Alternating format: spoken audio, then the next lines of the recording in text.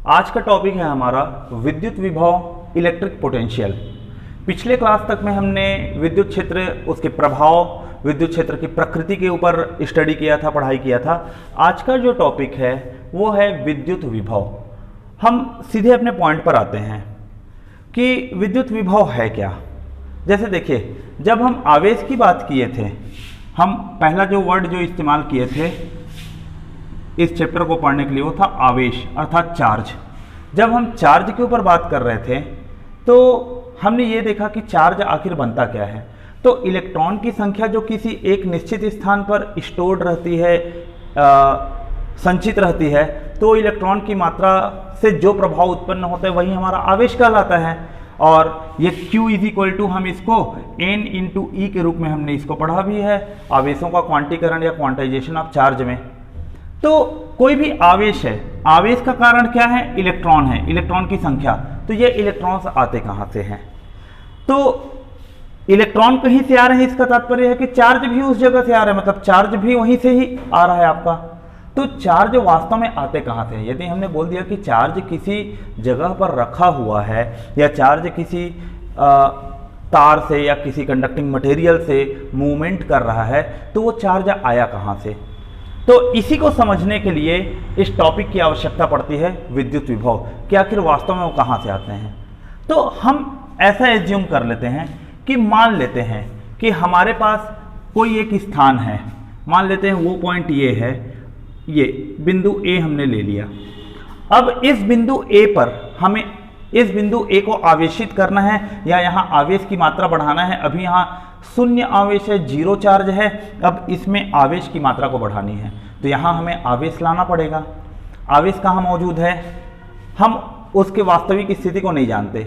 जब नहीं जानते तो इसलिए उस जगह को हम यहाँ अनंत की स्थिति ले लिए कि आवेश कहाँ मौजूद है। आवेश को हमने कहाँ मान लिया कि इन्फिनिटी ये कोई प्लेस है, इस प्लेस पर ये इन्फिनिटी एक प्लेस है, यहाँ उस बहुत सारे आवेश क्या हैं? स्टोर्ड हैं। ये सभी आवेश इलेक्ट्रॉन के रूप में मौजूद हैं। अभी हम प्रथम रूप में इलेक्ट्रॉन के रूप में ही आवेश की बात कर रहे हैं। जब सेमीकंडक्टर की बात करते हैं तो इलेक्ट्रॉन का एक अपोजिट पार्ट होता है होल, उसके कारण भी आवेश की मात्रा होती है, क्योंकि उसे हम बाद में पढ़ेंगे। अभी हम सिर्फ इलेक्ट्रॉन के ऊपर चर्चा करते हैं। तो ये जितने भी आवेश यहाँ मौजूद है Q Q Q के रूप में, ये सब के सब क्या है? वास्तव में इलेक्ट्रॉन की संख्या है जो उस जगह मौजूद है। ये जगह कौन सी है हमें नहीं पता, हम नहीं जानते, इसलिए से हमने इसको अनंत का दर्जा दिया।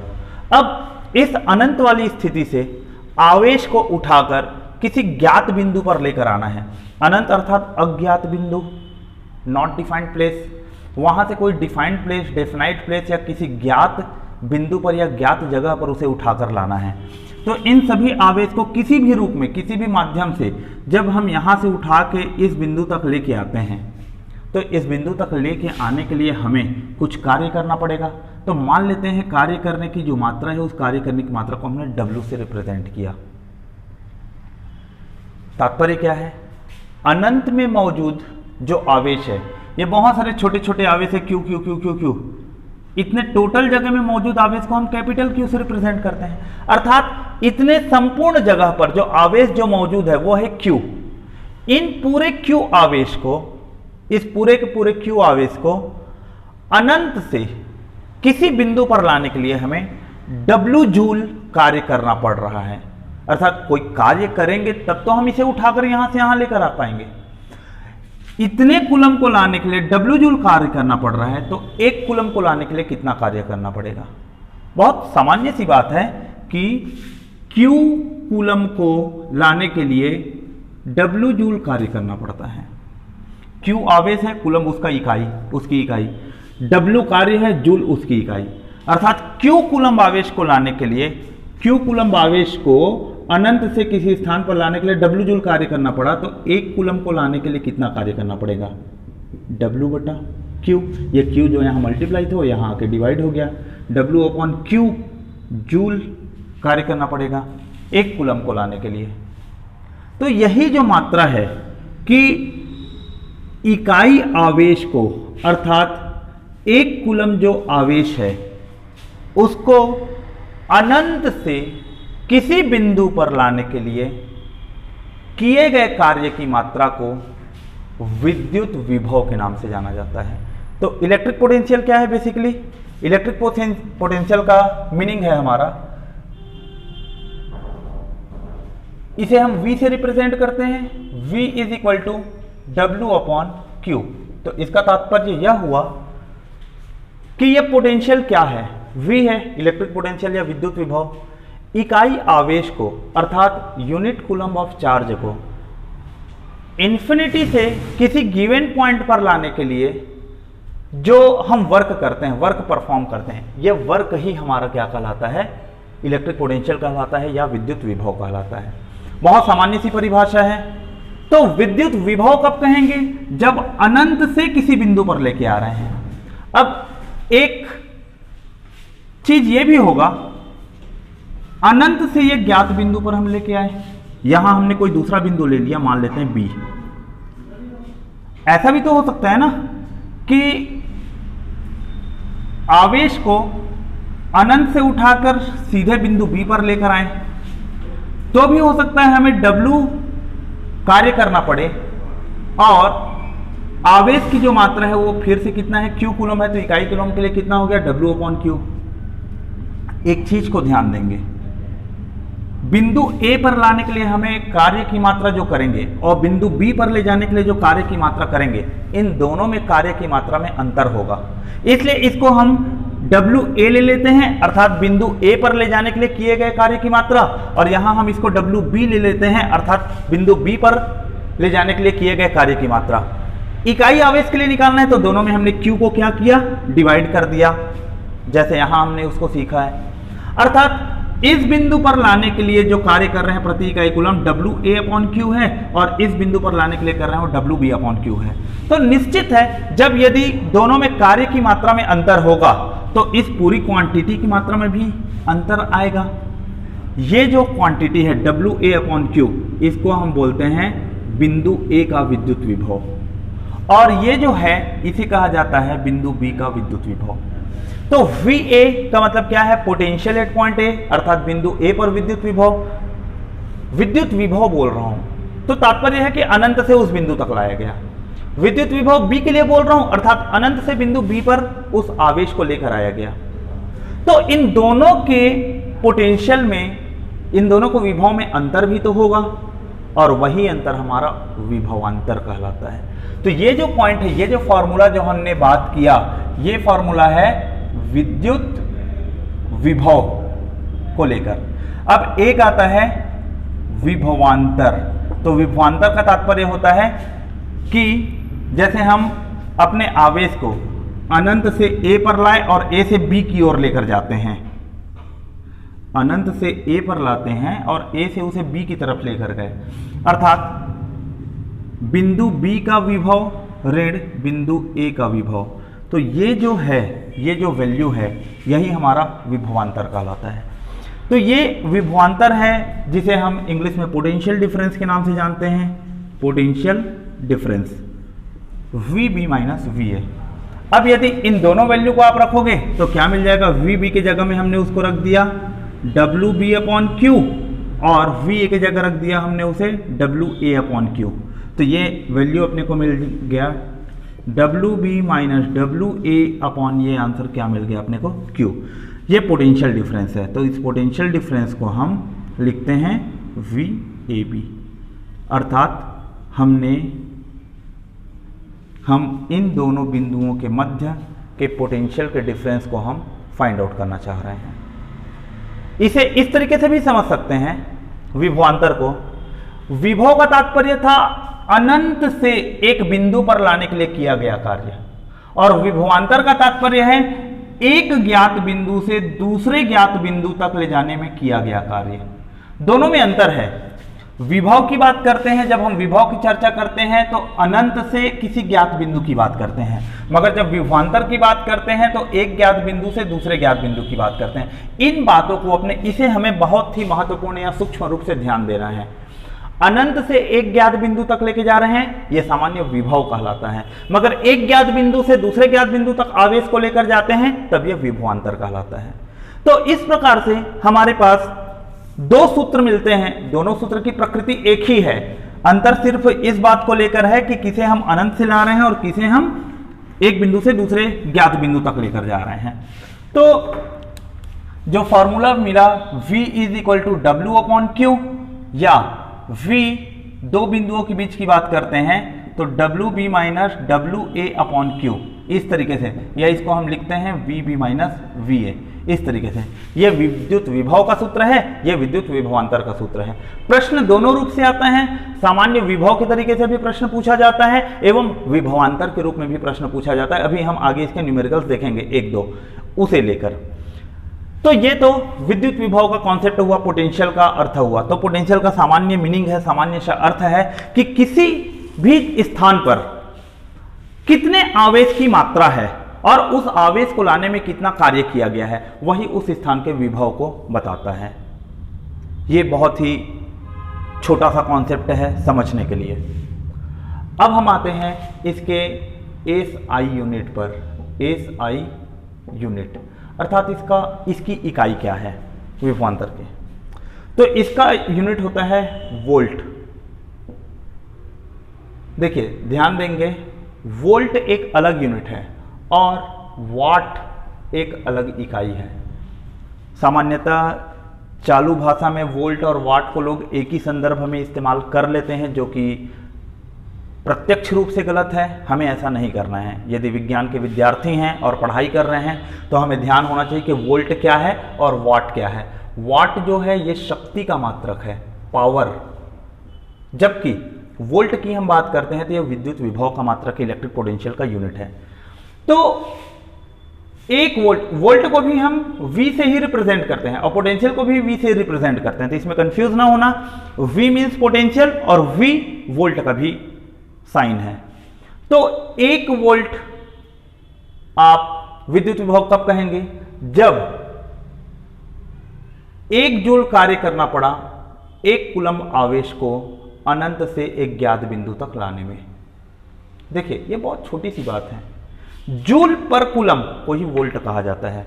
वोल्ट मतलब क्या हुआ, वोल्ट मींस जूल पर कूलम्ब, अर्थात 1 जूल कार्य करना पड़ता है 1 कूलम्ब आवेश को अनंत से एक बिंदु तक लाने में, तब ये 1 वोल्ट का विद्युत विभव कहलाता है। अब इसी को विभवांतर के रूप में यदि समझना है तो क्या होगा, 1 कूलम्ब आवेश है बिंदु ए पर, इस 1 कूलम्ब आवेश को बिंदु ए से बिंदु बी की तरफ लेकर जाना है और यदि कार्य हमें 1 जूल करना पड़ा, तो इसका तात्पर्य है इन दोनों बिंदुओं के मध्य का जो में विभव का जो अंतर है वह विभव का अंतर 1 वोल्ट का है। अब 1 वोल्ट का अंतर कुछ इस तरीके से भी हो सकता है भाई, यह तो आवेश को मूवमेंट करने के आधार पर हमने लिया। अब सीधे सीधे इकाई के रूप में यदि हम इसके अंतर को लेंगे तो क्या मिलेगा, मान लेते हैं यहां वोल्ट है 9 वोल्ट और इस जगह पर वोल्ट कितना है 10 वोल्ट, तो इन दोनों के मध्य का अंतर कितना हो गया, 10 वोल्ट में से 9 वोल्ट को यदि आप घटाओगे तो 1 वोल्ट मिलेगा। ये बात है। तो यदि डायरेक्ट वैल्यू से, न्यूमेरिकल वैल्यू से आप कैलकुलेट करना चाहोगे तो भी 1 वोल्ट को आप डिफाइन कर सकते हो कि अर्थात 2 बिंदुओं के मध्य विभव में जब अंतर 1 वोल्ट का होगा तब वो यूनिट वोल्ट या वो यूनिट कहलाएगा। और आवेश के रूप में बात करोगे तो एक बिंदु से दूसरे बिंदु तक 1 कूलम्ब आवेश को ले जाने के लिए जब 1 जूल कार्य करना पड़ता है, उस स्थिति में विभव को हम 1 वोल्ट का नाम देते हैं। तो यह भी प्रश्न पूछा जाता है जूल पर कूलम्ब किसका मात्रक है, तो जूल पर कूलम्ब किसे कहा जाता है, वोल्ट को कहा जाता है। प्रश्न आते हैं ऐसे, प्रश्न काफी सारे ऐसे पूछे जाते हैं। जैसे देखिए इसी प्रकार से और कैसे प्रश्न पूछा जा सकता है, हमने अभी इलेक्ट्रिक फील्ड को क्या पढ़ा था, फोर्स अपॉन चार्ज पढ़ा था, F अपॉन क्यू। तो न्यूटन पर कूलम्ब किसका मात्रक है, विद्युत क्षेत्र का मात्रक है। बिल्कुल इसी प्रकार से इकाई के हिसाब से भी प्रश्न पूछे जा सकते हैं। तो हमें अपना फंडामेंटल क्लियर रखना है, जिसके आधार पर यदि इकाई से भी संबंधित कोई प्रश्न आए तो हम उन प्रश्नों को बहुत आसानी से बना सकें। तो ये तो विद्युत विभव या विद्युत विभवांतर का एक बेसिक सा कॉन्सेप्ट था, मगर अब इसी कॉन्सेप्ट को हम थोड़ा सा और डील करते हैं। और डील करते हुए जब हम आगे बढ़ते हैं तो हमें विद्युत क्षेत्र और विद्युत विभव के मध्य संबंध भी स्थापित करने होते हैं, और इनके ऊपर पीएससी मेंस में लास्ट ईयर एक क्वेश्चन आ चुका है, ई और वी के मध्य जो संबंध है उसके ऊपर। तो अगला जो टॉपिक है वह टॉपिक है हमारा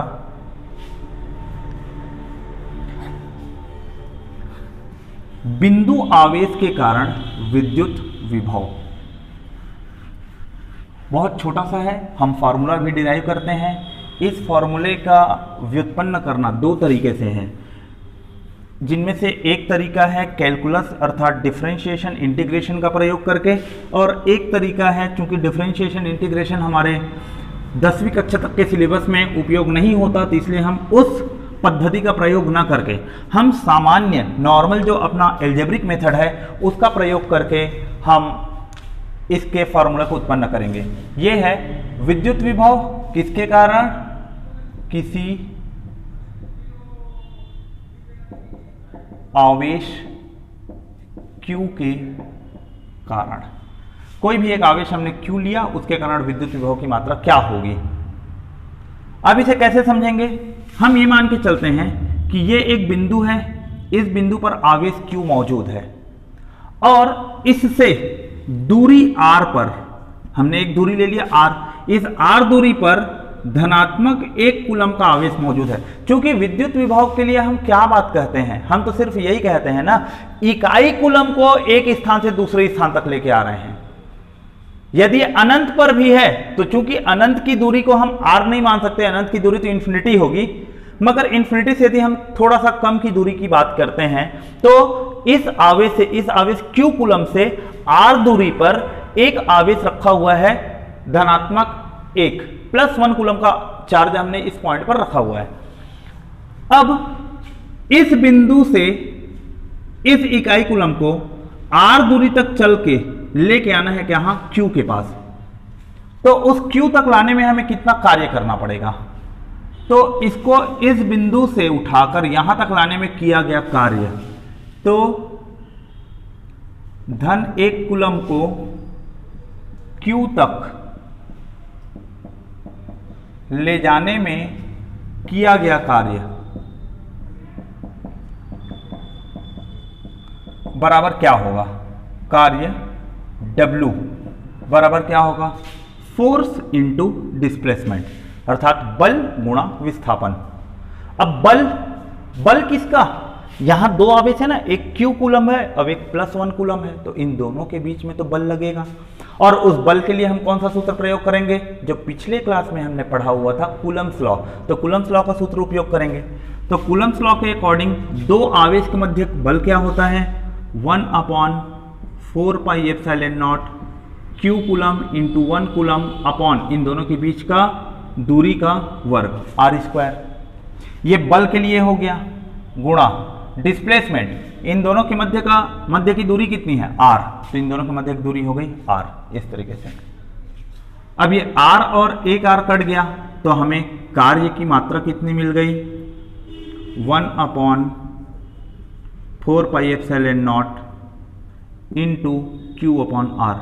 चूंकि यह जो कार्य है किसके लिए किया गया, इकाई कूलम को इस जगह पर लाने के लिए किया गया है। ये देखिए ना, +1 कूलम को Q तक ले जाने में किया गया कार्य, तो इकाई कूलम के लिए जो कार्य करते हैं उस कार्य को हम W/+1 कूलम कर सकते हैं, इसमें तो कोई अंतर नहीं है भाई, इकाई कूलम को ले जाने में किया गया कार्य है ना। तो इकाई कूलम के लिए जो किया गया जो कार्य है उसे हम किस रूप में निरूपित करते हैं, वोल्ट V या पोटेंशियल V के रूप में। तो एक बिंदु आवेश Q के कारण किसी बिंदु पर कितना विभव है, उस विभव की मात्रा हमने कैसे निकाल लिया, उस विभव की मात्रा इस सूत्र से हम निकालते हैं, V बराबर 1/4πε0 गुणा Q/R। ये बहुत ही छोटा सा प्रश्न, बहुत ही छोटा सा ये व्युत्पत्ति है। सिंपल सा मैटर यहां किया गया है केवल कि इकाई कूलम को एक स्थान से दूसरे स्थान तक ले जाने में कितना कार्य कर रहे हैं। तो इकाई कूलम के लिए किया गया कार्य ऑटोमेटिकली V होता है, या इसको हमने W/1 लिख दिया तो कोई अंतर नहीं है। और W का सूत्र क्या होता है, F इंटू डी। यदि F इंटू डी यहाँ यदि आपने +1 कूलम यदि लिख दिया तो यहाँ 1 से डिवाइड करोगे भी तो आंसर में कोई इफेक्ट नहीं पड़ेगा। तो ये इस तरीके से ये सूत्र मिला। तो बिंदु आवेश के कारण जो V का वैल्यू मिलता है बिंदु आवेश के कारण V बराबर बिंदु आवेश, इसे हम Q लिख लेते हैं, Q कूलम। तो V का फॉर्मूला क्या मिल गया, 1/4πε0 इंटू Q/R।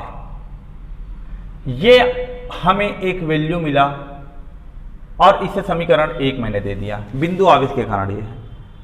अब इसी में हम थोड़ा सा आगे बढ़ते हैं और अगला जो बात है आप लिखेंगे E और V के मध्य संबंध, अर्थात विद्युत क्षेत्र एवं विद्युत विभव के मध्य संबंध क्या होगा। तो विद्युत क्षेत्र और विद्युत विभव के मध्य संबंध को हम कैसे समझेंगे, तो उसे पुनः विद्युत क्षेत्र के, अब ये जो पॉइंट है ये विद्युत विभव तो था, अभी मैं थोड़ा सा विद्युत क्षेत्र के ऊपर बात कर रहा हूं क्योंकि इन दोनों के मध्य संबंध निकालना है। अब ये यदि हम इलेक्ट्रिक फील्ड या विद्युत क्षेत्र की बात करते हैं तो विद्युत क्षेत्र क्या होता है, E इज इक्वल टू होता है F/Q, यह मान होता है, अर्थात इकाई आवेश पर लगने वाला बल। इसका तात्पर्य है कि यहां भी ये +1 कूलम नहीं है, अभी ये मान लेते हैं कि कोई एक कूलम Q है और यहां जो कूलम है वो +Q है। तो देखिए इसके इकाई आवेश पर लगने वाला बल, तो F/q लिया। हमने पहले ही इसको इकाई कूलम लिया था, मगर जब विद्युत क्षेत्र की बात करते हैं तो यह Q कूलम इस छोटे Q कूलम के ऊपर कितना बल लगा रहा है, तो वो कूलम्स लॉ से निकला। मगर जब यह पूरा जो मात्रा है ये Q कूलम इस छोटे Q कूलम के एक कूलम पर कितना बल लगाता है, वो विद्युत क्षेत्र है। इकाई कूलम के ऊपर किया गया कार्य विभव होता है, मगर इकाई कूलम के ऊपर लगाया गया बल विद्युत क्षेत्र होता है। दोनों में बात को ध्यान रखना है। इकाई कूलम की अवधारणा दोनों में लागू होती है, मगर एक में लगाए गए बल की बात होती है और एक में किए गए कार्य की बात होती है। कार्य का संबंध विभव से है और बल का संबंध क्षेत्र से है। तो E is equal to F/Q है। इन दोनों के मध्य लगने वाला बल कितना हो गया, 1/4πε0 Q इंटू Q/R²। मगर ये कहां से हो रहा है, ये कूलम्स लॉ से आया, इंटू ये तो बल का मान हो गया। अब बल के साथ में क्या विभाजित किया गया है, Q को, तो इंटू 1 हमने क्या किया, Q कर दिया। ये Q यहां विभाजित थे इसलिए Q को यहां मैंने विभाजित किया, डिवाइड किया है E के लिए। अब ये दोनों Q और Q कट गए तो E का मान हमें क्या मिल गया, 1/4πε0 इंटू Q/R²। इस तरीके से ये जो है सूत्र, ये एक बिंदु आवेश के कारण किसी स्थान पर r मीटर की दूरी पर विद्युत क्षेत्र की तीव्रता को रिप्रेजेंट करता है। तो ये हमारे लिए दूसरा फॉर्मूला है। अब जब बात आएगी कि E और V के मध्य संबंध क्या है, यहां एक महत्वपूर्ण चीज होगा, E व V में संबंध। E अर्थात विद्युत क्षेत्र और V का तात्पर्य है विद्युत विभव। इन दोनों के मध्य क्या संबंध है, इस संबंध के ऊपर हम चर्चा करते हैं। तो देखिए V का मान हमें पता चल गया उस बिंदु आवेश के कारण R दूरी पर, और उसी बिंदु आवेश के कारण R दूरी पर E का मान पता चल गया। तो हम क्या करते हैं, दूसरा समीकरण को पहले से भाग देने पर, अर्थात समीकरण 2 है उसको समीकरण 1 से भाग दे देते हैं। क्या मिलेगा, समीकरण 2 है E और समीकरण 1 है V। समीकरण 2 है E और 1 है V। E/V करने पर E का मान क्या है, 1/4πε0 इंटू Q/R² और V का मान है 1/4πε0 इंटू Q/R। ये दोनों कैंसिल आउट हो गए, Q और Q कैंसिल आउट हो गए, एक R और एक R कैंसिल आउट हो गया, केवल ऊपर में 1/R बचा और इधर हमारे पास जो वैल्यू है वो क्या मिल गया, E/V is equal to 1/R। या इसी को ऐसे भी लिख सकते हैं, E इज इक्वल टू क्या लिखा जा सकता है, V/R। तो ये एक हमारे पास E और V के बीच में सूत्र हो गया कि विद्युत क्षेत्र बराबर विद्युत विभव बटा दूरी, अर्थात इकाई दूरी पर जो विद्युत विभव या विभवांतर का मान होता है वही विद्युत क्षेत्र है। बहुत सिंपल सी बात है, इकाई दूरी चूंकि r को डिवाइड किया, इलेक्ट्रिक पोटेंशियल और potential difference in a unit distance is called electric field, ये चीज है। मगर जब आप इसको थोड़ा सा इलेबोरेट करके पढ़ते हैं तो हमें इसमें क्या पता चलता है कि ये जो वैल्यू है ये बिंदु के लिए तो ठीक है जब हम सामान्य इस प्रकार से करते हैं तो, मगर जब इस v को विभवांतर का नाम हम देंगे, यहां E is equal to V upon R है, ठीक है, एक बिंदु आवेश के लिए जब अनंत से आता है तो, मगर जब इस v को हम विभवांतर का नाम देते हैं तो इस विभवांतर में क्या होगा कि ये बिंदु है, इस पर वोल्टेज V है आवेश Q के कारण, आवेश Q के कारण विभवांतर V है। अब R दूर जाने पर, दूरी R जाने पर इसके विभव में कमी आएगी, क्योंकि देखिए जैसे जैसे दूरी बढ़ती जाती है वैसे वैसे विभव का मान कम होते जाता है। अर्थात इनिशियल पॉइंट पर विभव का मान V है, या इस बिंदु को जैसे हमने A लिया तो इस पॉइंट पर विभव का मान कितना है, A है, और R दूरी जाने पर विभव का मान VB हो जाएगा यदि इसको हमने बिंदु B लिया तो इनका तात्पर्य तो सिंपल सी बात है ना, सिंपल सा यही हो रहा है कि जैसे जैसे दूरी बढ़ते जा रही है वैसे वैसे विभव का मान शून्य होते जा रहा है। यहाँ की भी आप बात करोगे, यदि R को अनंत दूरी तक ले लोगे तो किसी भी को अनंत से आप विभाजित करोगे तो आंसर क्या मिलेगा, शून्य। तो अनंत बिंदु पर विभव की मात्रा कितनी हो जाती है, शून्य हो जाती है। यह विभव की मात्रा तो R दूरी पर है। तो एक कॉमन कॉन्सेप्ट तो हमें मिला कि जैसे जैसे दूरी बढ़ते जाती है आवेश से वैसे वैसे विभव की मात्रा कम होते जाती है। अब जब विभवांतर लेंगे तो विभवांतर कैसे निकालेंगे, फाइनल में से इनिशियल को माइनस करने, घटाएंगे हम, बाद में जो विभव मिल रहा है उसमें से पहले के विभव को घटाएंगे तभी हमें विभवांतर मिलेगा। तो जब v को हम विभवांतर लेंगे, बाद का मान कम है और शुरुआती मान ज्यादा है, तो इन दोनों का जो माइनस होगा VB minus VA upon R is equal to भी क्या हुआ हम लोगों का, इलेक्ट्रिक फील्ड हुआ। यदि V को विभवांतर लिया तो V के जगह में VB माइनस VA लिया अपॉन R हुआ। मान लेते हैं इन दोनों के बीच का विभवांतर कितना है, V है, तो ये V अपॉन R तो हुआ, मगर एक बात ध्यान रखने योग्य है, छोटी मात्रा है, इनमें से बड़े मात्रा को यदि हम घटाते हैं तो ये मान हमेशा ऋणात्मक मिलेगा। तो E का जो फॉर्मूला है माइनस V अपॉन R, सामान्य रूप में E is equal to V by R होता है यदि हम धन और ऋण को ध्यान ना दें तो, मगर एक्चुअल की बात करें तो E का मान क्या मिलता है हमें, माइनस V अपॉन R मिलता है। यहां जो ऋणात्मक जो चिन्ह है ये इस बात को बताता है दूरी के साथ V के मान में कमी, अर्थात जैसे जैसे डिस्टेंस बढ़ते जाएगा वैसे वैसे V का वैल्यू आपका कम होते जाएगा। ये ऋणात्मक मान का वही है।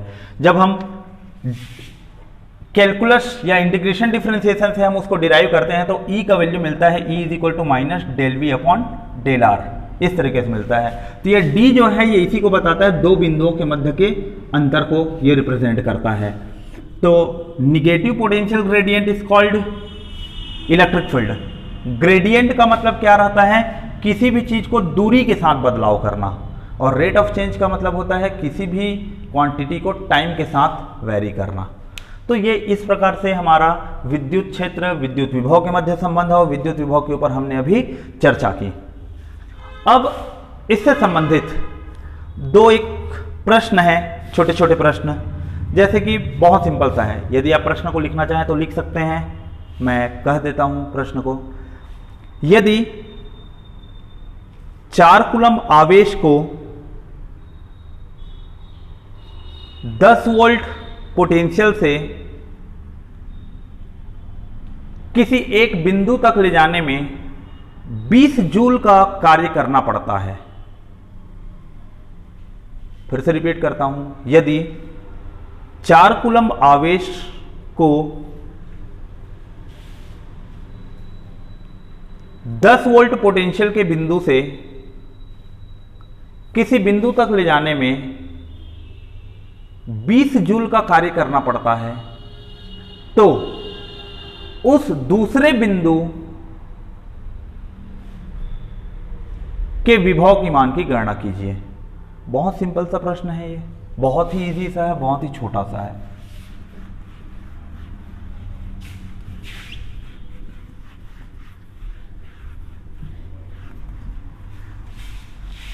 प्रश्न देखेंगे क्या बोला गया, ये एक बिंदु है और ये दूसरी बिंदु है। इस बिंदु पर आवेश का मान है 4 कूलम्ब। इस 4 कूलम्ब वाले आवेश को एक बिंदु ए से बिंदु बी पर लेकर जा रहे हैं, तो बिंदु बी तक लेकर जाने में इसको 20 जूल का कार्य करना पड़ता है। इस जगह का, इस बिंदु का पोटेंशियल कितना दे दिया है, 10 वोल्ट। प्रश्न यही बोला गया है 4 कूलम्ब आवेश को 10 वोल्ट वाले बिंदु से किसी अन्य बिंदु तक लेकर जा रहे हैं, तो इस अन्य बिंदु का जो पोटेंशियल है वो कितना होगा, इस जगह पर पोटेंशियल का मान क्या होगा, हमें ये पता करना है। वेरी इजी है, ये पॉइंट हम लोगों का क्या हो गया, बी। अब इतने पूरे चीजों में क्या क्या गिवन है, हमें Q का मान दे दिया है 4 कूलम्ब, वोल्टेज एट ए का वैल्यू दे दिया है 10 वोल्ट, वोल्टेज एट बी का वैल्यू अपने को ज्ञात करना है, और वर्क डन कितना दे दिया है अपने को 20 जूल, 20 जूल दे दिया है। देयरफॉर फॉर्मूला क्या कहता है कि V B minus V A upon Q करेंगे तो क्या मिलेगा हमें, या ऐसा V B minus V A करेंगे तो क्या मिलेगा, डब्ल्यू अपॉन क्यू। इस तरीके से ये फॉर्मूला है। Work done per unit charge is equal to क्या होता है आपका, विभवांतर।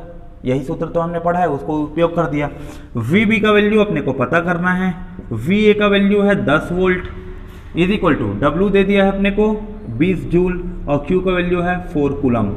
4 एकम 4 पंचे 20, तो ये मिल गया 5 जूल पर कूलम्ब। इसे आप क्या लिख सकते हो, 5 वोल्ट लिख सकते हो। माइनस 10 वोल्ट यहां से ट्रांसफर करके ले जाओ, ये प्लस हो जाएगा, तो वोल्टेज बी का वैल्यू कितना मिल गया आपके पास, 5 + 10 इज इक्वल टू 15 वोल्ट। अर्थात यह जो इस बिंदु का जो आवेश है, इस बिंदु का जो विभव है, वह विभव कितना मिला हमें, 15 वोल्ट मिला। तो ये जैसे प्रश्न था, कुछ आंकिक मान दिए हुए थे और एक और गिवन चीज हमें कैलकुलेट करना था, हमने निकाल लिया उस चीज को। चलिए एक और प्रश्न हम लिखते हैं, वो बिंदु आवेश से संबंधित प्रश्न है। प्रश्न कुछ इस तरीके से है, किसी बिंदु आवेश से 0.1 मीटर की दूरी पर, किसी बिंदु आवेश से 0.1 मीटर की दूरी पर विभव का मान 50 वोल्ट है प्लस 50 वोल्ट है। उस बिंदु पर आवेश की गणना कीजिए एवं आवेश की प्रकृति भी ज्ञात कीजिए। ये जो फॉर्मूला है, इस फॉर्मूले पर आधारित है ये प्रश्न। बहुत सिंपल सी बात, बहुत छोटा सा क्वेश्चन ये भी। एक हमें बिंदु आवेश दे दिया गया है, मान लेते हैं आवेश Q है। इस बिंदु से 0.1 मीटर की दूरी पर कोई एक पॉइंट है, और इस पॉइंट पर वोल्टेज का वैल्यू कितना दे दिया है, प्लस 50 वोल्ट दे दिया है हमें, धनात्मक 50। बोला गया है इस बिंदु पर आवेश की मात्रा कितनी है। देखिए, जब कभी भी आप प्रश्न पढ़ेंगे, प्रश्न लिखेंगे, तो जब बनाने के प्रयास करेंगे तो आप उसे पहले चित्रात्मक रूप में निरूपित कर लीजिए, क्योंकि जब आप इसको डायग्रामेटिक फॉर्म पे लाएंगे तब आप प्रश्न के महत्व को और प्रश्न में छुपे क्या दिया है और क्या निकालना है, इस चीज को आप आसानी से ज्ञात कर पाएंगे। तो यहां ये जो बात किया गया है कि इस जगह पर, यहां बिंदु पर Q कूलम्ब आवेश है और उससे 0.1 मीटर की दूरी पर धनात्मक 50 वोल्ट है, प्लस 50 वोल्ट का विभव है। तो इस बिंदु आवेश की गणना कीजिए। तो बिंदु आवेश के कारण किसी दूरी पर विभव का सूत्र क्या है, V = 1/4πε0 × Q/R। V = 1/4πε0 into Q/R। जो जो वैल्यू दिया है आप पुटअप कर लो। V का मान plus 50 volt is equal to 1/4πε0, इतने टोटल का जो मान होता है ये है 9 इंटू 10⁹9। कूलम का मान अपने को ज्ञात करना है, तो Q और R का वैल्यू है 0.1 मीटर। स्टैंडर्ड फॉर्म मीटर पे ही रखना है, दशमलव को आप सेंटीमीटर में नहीं बदलेंगे। अब इसे सॉल्व करेंगे तो ये क्या मिल जाएगा हमें उत्तर, इतने पूरे मान को आप यहाँ लेकर आ जाइए और 0.1 को ऊपर ले जाकर मल्टीप्लाई कर दीजिए। तो Q का मान कितना मिल गया, 50 × 0.1/9 × 10⁹9, इस तरीके से। अब ये 10⁹9 को ऊपर ले गए तो ये मिल गया 10⁻9। पॉइंट 1 को हम क्या लिख सकते हैं, 10⁻1। 10⁻1 और 10⁻9 ये दोनों मिलकर आपके पास मिल गया 10⁻10। अब 50/9 को आप हल करेंगे तो 9 एकम 9 पंचे 45, 5.55 समथिंग जाएगा ये। तो इस बिंदु पर आवेश कूलम की मात्रा कितनी हो गई, 5.55 इंटू 10⁻⁻10 कूलम। ये इसका उत्तर है। देखिए ऐसे ही छोटे छोटे प्रश्न पूछे जाते हैं और ऐसे ही छोटे छोटे प्रश्न आते हैं इस तरीके से। पिछले मेंस में जो क्वेश्चन पूछा गया था वो ये प्रश्न कंप्लीट हो चुका है। पिछले मेंस का प्रश्न है, प्रश्न में डिजिट में चेंजेस आ सकते हैं मगर मैं जो बोलूंगा, मगर प्रश्न की प्रकृति समान है। प्रश्न कुछ इस प्रकार से था कि किसी स्थान का विभव 20 वोल्ट है, 5 मीटर दूरी पर विद्युत क्षेत्र की गणना कीजिए। यह प्रश्न इस प्रकार से था। हो सकता है न्यूमेरिकल डिजिट्स में कुछ अंतर हो मगर प्रश्न की प्रकृति बिल्कुल ऐसे ही है। किसी एक बिंदु पर दिए गए विभव का मान 20 वोल्ट है, 5 मीटर दूरी पर, अर्थात इस बिंदु से 5 मीटर की दूरी पर विद्युत क्षेत्र की गणना कीजिए। देखेंगे ये बिंदु है, इस बिंदु का विभव हमें 20 वोल्ट दे दिया है और बोला गया यहां से 5 मीटर की दूरी पर हम इस स्थान पर पहुंचते हैं, इस स्थान पर विद्युत क्षेत्र का मान क्या है। वेरी इजी है। V का वैल्यू दे दिया है आपको 20 वोल्ट, R का मान आपको दे दिया है 5 मीटर, इलेक्ट्रिक फील्ड का वैल्यू अपने को पता करना है। तो E का फॉर्मूला क्या होता है, V/R। तो V है 20 और ये है 5 वोल्ट अपॉन मीटर। तो ये आंसर कितना मिल गया, 4 वोल्ट पर मीटर। जब विभवांतर घटने की बात करते हैं तो यहां चिन्ह क्या लग जाएगा, ऋणात्मक। यहां भी चिन्ह क्या होगा, ऋणात्मक। तो इलेक्ट्रिक फील्ड का वैल्यू जो मिल रहा है -4 वोल्ट पर मीटर, इसका तात्पर्य है कि इस बिंदु से जैसे जैसे हम जाते जाएंगे प्रत्येक मीटर पर 4 वोल्ट का विभव क्या होते जाएगा, कम होते जाएगा। इसका तात्पर्य होता है। तो विद्युत क्षेत्र का एक इकाई तो था आपका इलेक्ट्रिक फील्ड का एक इकाई था न्यूटन पर कूलम और एक इकाई हमें मिल गया वोल्ट पर मीटर। तो ये इस प्रकार से भी प्रश्न आया हुआ था। इलेक्ट्रिक फील्ड और V का तात्पर्य यह होता है कि वोल्टेज पर मीटर में जैसे जैसे घटते जाता है वो घटने का दर ही विद्युत क्षेत्र कहलाता है। तो ये इस प्रकार से है। तो हमने मेंस में आए हुए प्रश्न के ऊपर भी ये भी चर्चा कर लिया, कुछ जो महत्वपूर्ण प्रश्न थे उनके ऊपर भी बात किया। तो ये विद्युत विभव की बात की हमने। अब विभवांतर के ऊपर भी चर्चा कर लिया। विद्युत विभव का टॉपिक, विभवांतर, E और V में संबंध, ये हमारा समाप्त होता है। अगली क्लास में हम विद्युत धारा के ऊपर चर्चा करेंगे और विद्युत धारा के साथ हम ओम्स लॉ, रेजिस्टेंस और रेजिस्टिविटी, इन तीनों टॉपिक के ऊपर हम चर्चा करेंगे। धन्यवाद।